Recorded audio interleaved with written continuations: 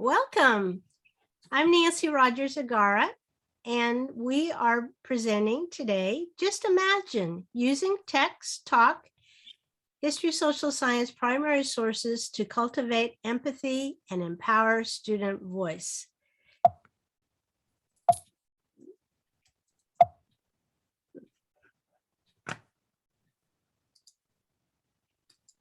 My presenter and colleague is Molly Snider.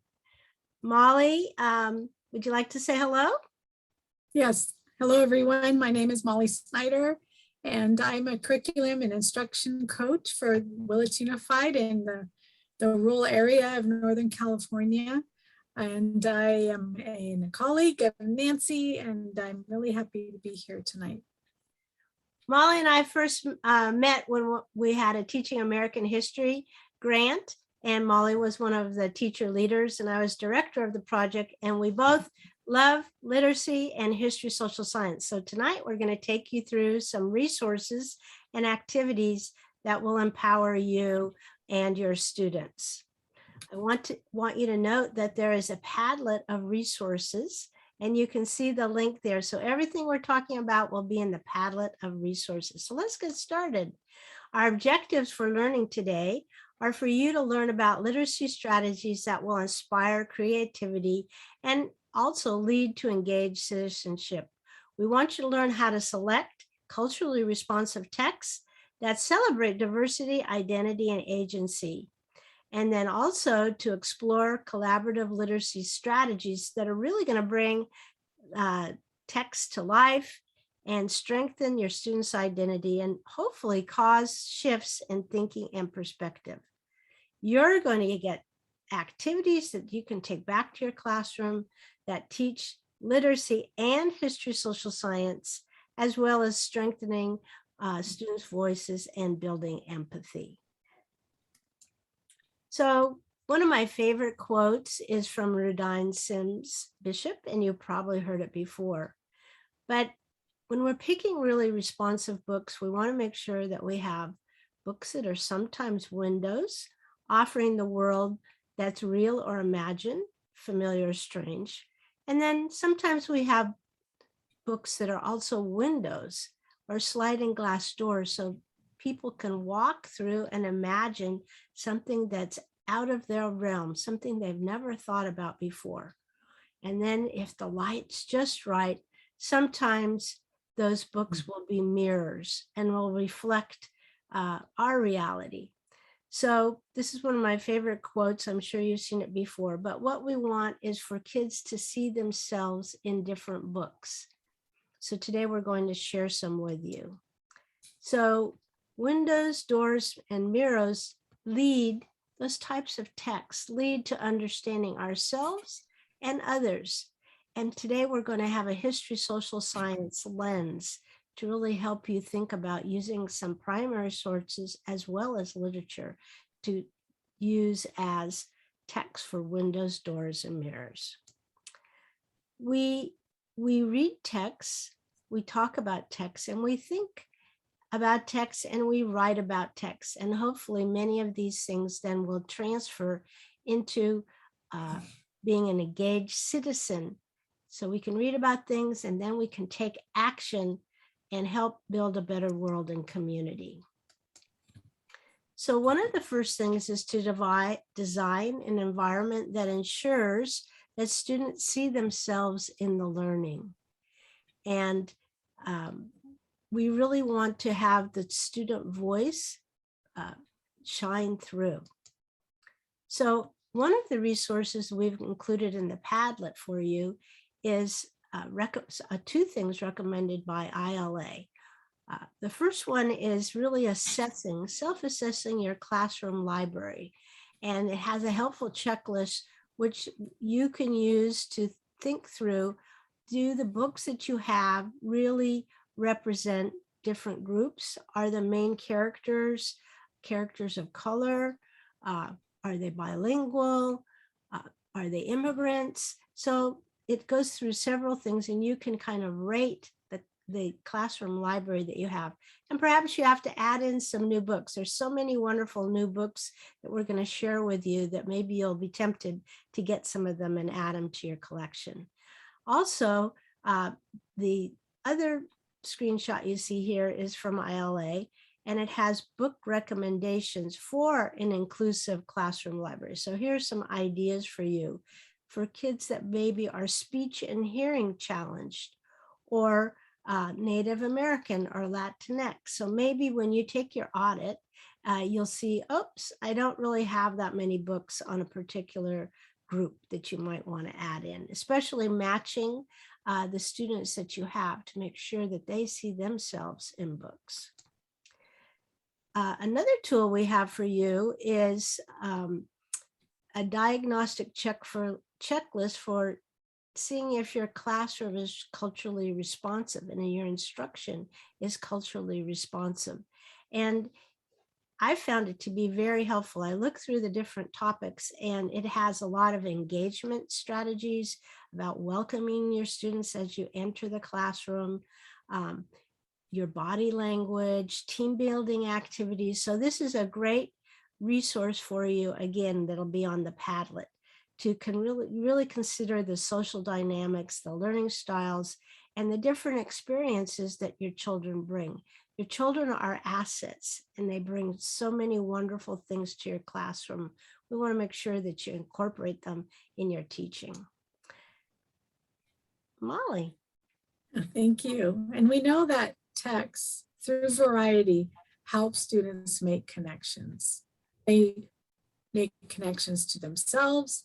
They make connections to others.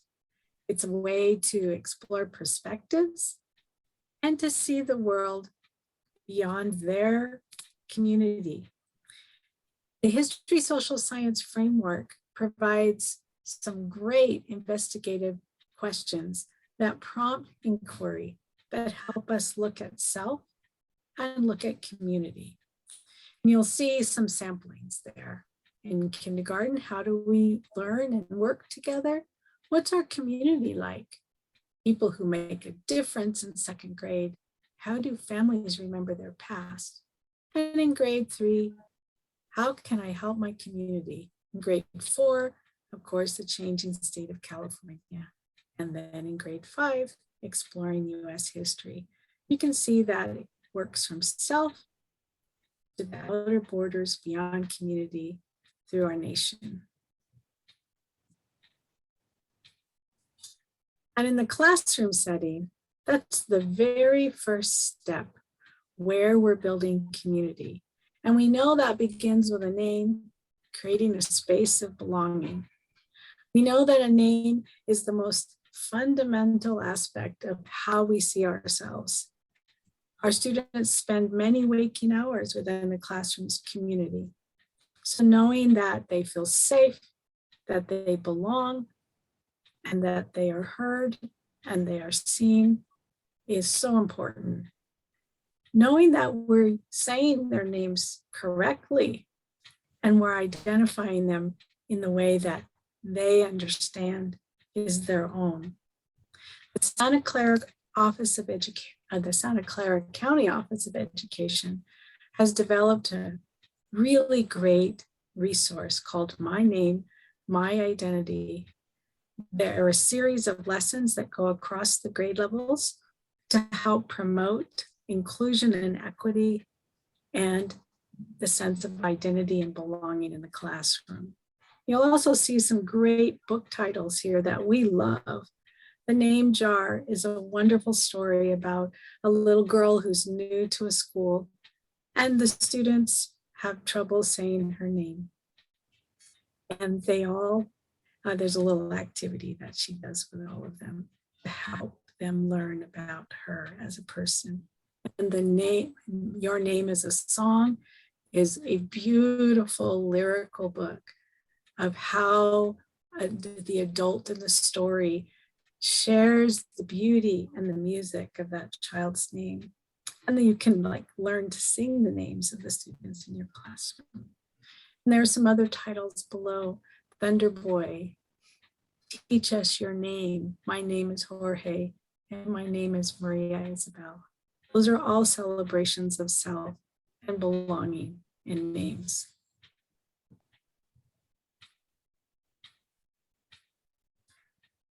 Those first steps in the classroom can happen through a menagerie of activities, through literacy, through talk, through writing, through art, with forms of expression to help us all express who we are. You'll see some books there. I Am Human. Quick as a Cricket is one of my all-time favorites, where the students explore how they relate to other things in the world around them to help shape their identity. I'm as slow as a snail, as large as a whale. A, all is for all the things that you are.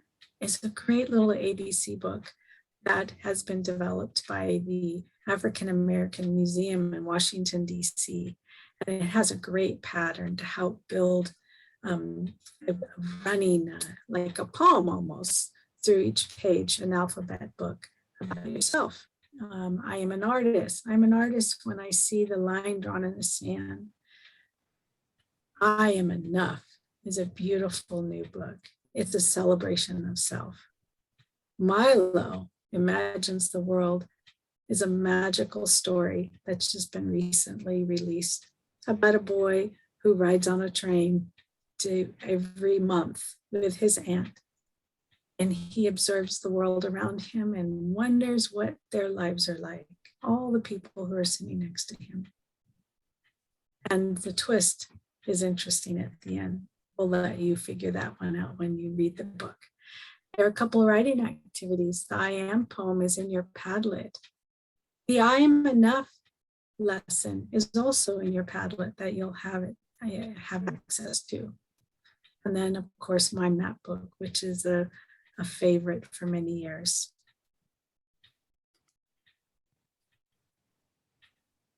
Speaking of mapping, it's great to think about considering how we discover and explore the regions of our own personal spaces in our own identity. This little book, Where Are You From?, also helps students talk and think about how they are individual, where they've come from, and share those stories with each other. And mapping activity that you can do in the classroom is kind of, you can see it here on the screen with the sticky notes. You put maps up of places that the students have come from around the world, and then place little notes or their names on top. There's a beautiful collage in the center that you can have the students do to represent how they see themselves. And then, of course, write a poem, where I come from, and that pattern is in the Padlet.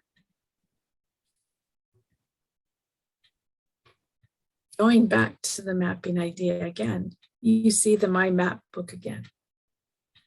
There's a couple activities that you can use to illustrate the sense of identity and space and place. With a flip book on the top left, there's a pattern in the Padlet, and each page the student designs an aspect of how they see themselves in relationship to themselves or their place on the planet. So perhaps they're from a small town in Northern California. The first page might be about their school, their town, their county, their state, and so on. Or you can use the same aspect to consider the mapping of yourself. Might be your heart or your imagination, your brain. I've had students do that too. And in the middle, there's a pastel piece of art. This is an activity that the students have done in the past where they collage an aspect of themselves as if it were a map. And sometimes the students will do the map of my heart, or the map of my bedroom, or the map of my favorite lunch. And I had trouble finding student copies in my dusty archives, So this is one that I did with the students many years ago, and it was Map of Antihood when my daughter was very young. But their pieces were as full and busy as these. And of course, there's Mapping Penny's World and Me on the Map. So making those history, social science connections and studying geography is another way to understand that there are maps that go beyond what we know as geography, that we can map our own selves as well. Thank you, Nancy. And as we're cultivating our learners to see themselves and others, we're providing opportunities where they can explore their identity, explore those connections to the world, and explore their understanding about the similarities and the differences, all the while through literacy strategies, through text and talk and thinking about what they're learning. All the while they're recognizing those perspectives. And ultimately, the more confidence they gain, the more agency they have, the more empathy and compassion for one another, the more awareness that it gives them the superpower for taking action and using their voice to communicate and contribute to make change, whether it's in their classroom, in their school, and through their life.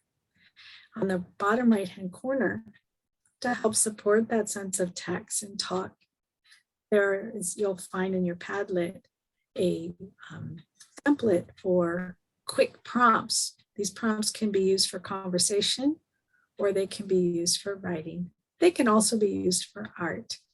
And there are 25 different prompts about identity there for you.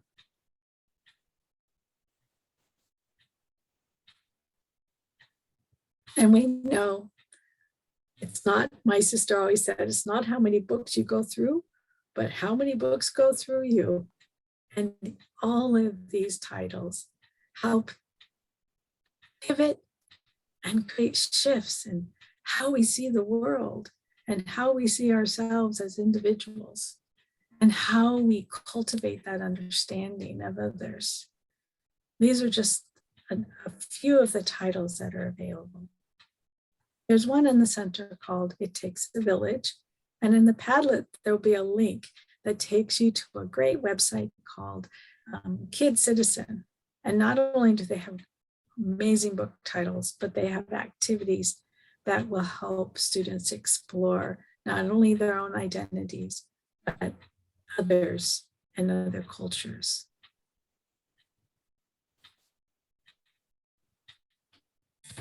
And these books by UNICEF are fabulous. They've been around for a while, and they've been creating some new ones. The Food Like Mine, I think, is relatively new. But these are always great go-tos because they're students their age, and they see their realities presented through photographs and text. They're very accessible and easy to read. And then there are two books on the screen. One is called A Place Called Home, and the other is From My Window. These are new titles that come from the United Nations. And the one From My Window is particularly wonderful because it's talking about what the children have seen from their windows during COVID. That's a great prompt to use for a springboard for conversation or for writing. All of the books that we're sharing know that they are springboards. They're springboards into conversation and reflection and sharing how we see the world with each other. One of my favorite books for building connections and starting with having a welcoming culture at your school is All Are Welcome. And this is a great book to share with your class to let everybody know that they're welcome, whoever they are, wherever they come from, whatever language they speak.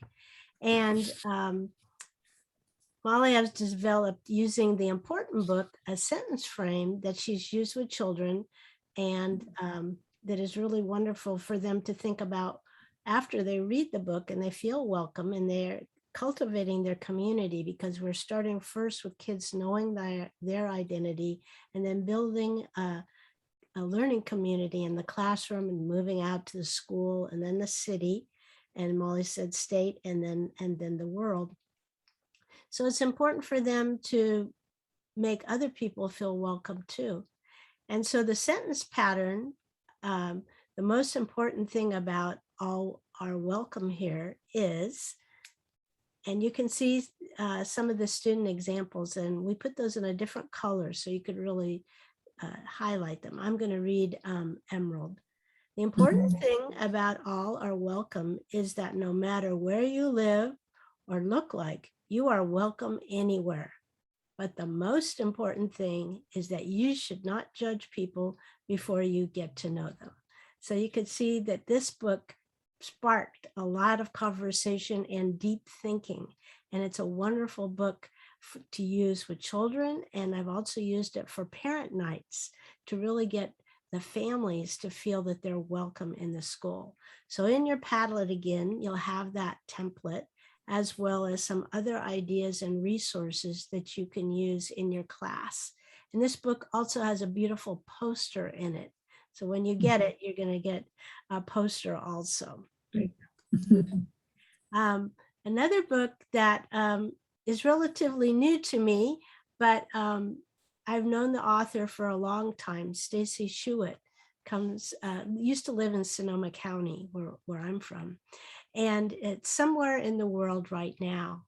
And it helps kids feel safe in where they are and knowing that there are people just like them in other places doing exactly the same thing they're doing. And that way we can be at peace knowing that other children are doing what we're doing, and we can be safe in our space. And so there's some activities for you to use that you can see there, looking at the different time zones, and then having a graphic organizer they can use, and editing a sentence that they might write. And then also we have writing a poem for two voices. So after you've explored many of those books and you've researched how different people live and what their school is like, and then you can come back and write your voice and then another child's voice. Or you could also do it with students in your class. If you have some students from a different country or even a different state, whatever, you could have them use this pattern, and that'll be in your Padlet also. And Nancy, that pattern, you could also tie it to somewhere in the world right now, because you could compare it with the children on the pages. And the somewhere in the world right now, it also teaches time zones.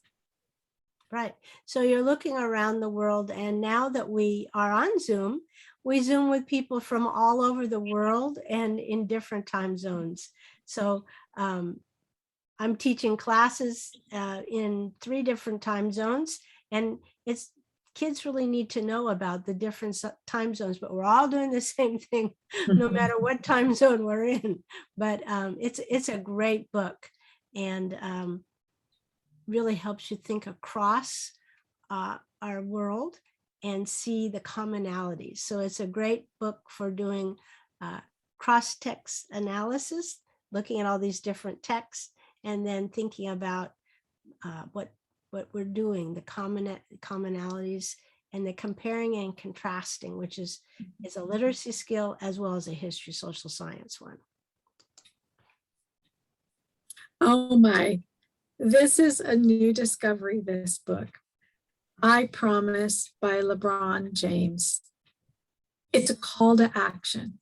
It's a challenge to set a personal goal, to make a promise to yourself. But in doing that, you're actually becoming a change maker. You're using your voice. You're taking action. And so I encourage anyone to find this title and to think about that social emotional piece of building confidence, but really seeing ourselves as change makers and making promises to ourselves. It's a really endearing book. And on the lesson activity that's provided in the Padlet, you'll see some narrative and description with some activity suggestions, but there are also links into the read aloud and some activities that come from the site that's promoting the book.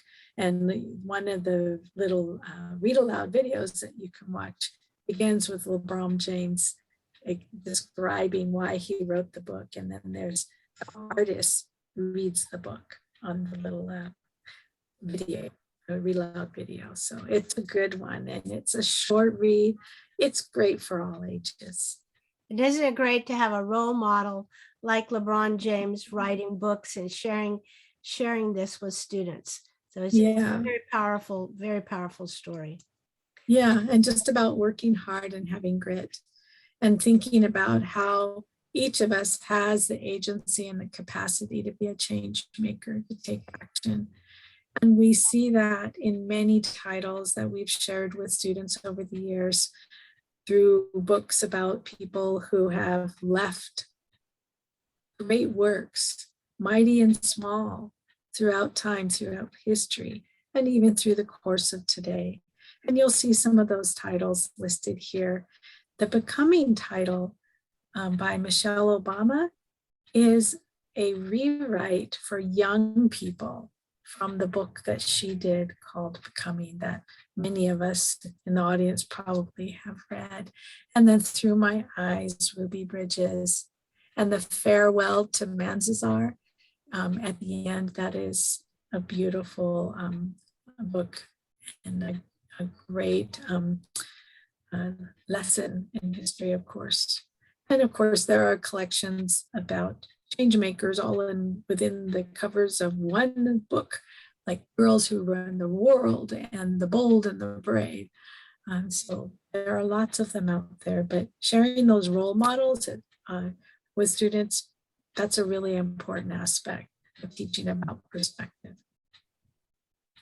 And it shows them that they can do it too. So it lifts them beyond their reality into things that they can imagine and then help it become real. So books are their pathway, and we have lots of them. Another important thing is to use different types of texts. So students have a variety of texts they can use. And we want you to think about using all of these in your classroom, because each layer adds some new dimension and new information. So use maps as a way to really talk about migration or immigration and other factors, or physical resources. Why did people move here? And was there a river? And those sorts of things. So maps are a really interesting primary source that you can use with your class, starting right in your own city. And then using other things, eyewitness accounts and artwork. Artwork is a primary source. So getting some of the art that you can add into your class, photographs, cartoons, diaries, music, as Molly had mentioned before, and speeches are all great ways to make the story of history come alive through these various types of texts and artifacts. So one way to help your students experience these different types of texts is to create a text set. So I know many of you have been working with text sets and you're pairing perhaps a fiction and a nonfiction book, and that's great. But we'd like to also suggest that you expand out your text set to include different types of books, autobiographies, speeches, news articles, again, diaries, videos, quotes, maps, and data sources.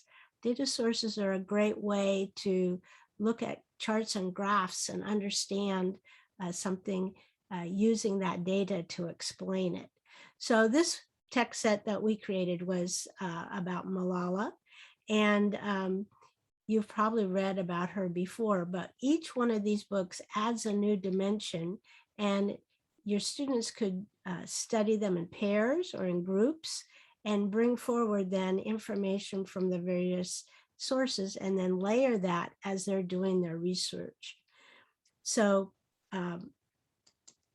another important thing is, as you're using these different text sets, you want to help your students really dig into the text set. And one of the favorite literacy strategies to use with text would be say, mean, matter, that protocol. And it's really very easy to use. You can use it on any text. You just read the text all the way through once, and then you read the text in text segments. And then you're asking the children to think about and reflect. So you sort of set up a note-taking guide that has those categories below. What does the text say? First, your thoughts. What is that text really saying? Next, what does that text mean? So you have to dig deeper. So it's a way of doing a close reading and capturing those different reads as you go through. And why does it matter? Why are we reading this? Why is it important? So again, it's a quick way to help your students dig down and really get into the sources that they're reading. And then of course, students can share their say, mean, matter in partners and groups. And if they're reading different texts, they'll all bring forward something a little bit different, which will add to the conversation. The other favorite strategy is VIP, very important point. And you just write an important fact or sentence from the text. So you can just use it right from the text. This helps kids, especially in the intermediate grades, dig in and get some evidence, get some actual quotes from the text. So you write a sentence and then write 3 to 5 keywords from the text that are important. So it's helping them again, get those key ideas and details, which is so hard for kids, but is so necessary when they're doing that. And then based on that, they can also write that main idea statement about the text, and then they can add in and write argumentative writing. So they can find out what was the main idea, what were the details, and they can then be able to use that to write different things beyond a narrative.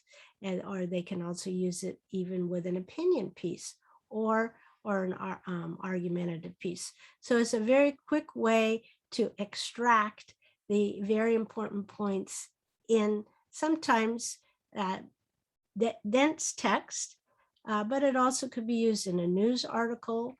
It could be used in a diary. So no matter what the type of text, you can use these strategies quickly, and then kids are used to knowing these strategies, and you can apply them to different types of texts and primary sources too.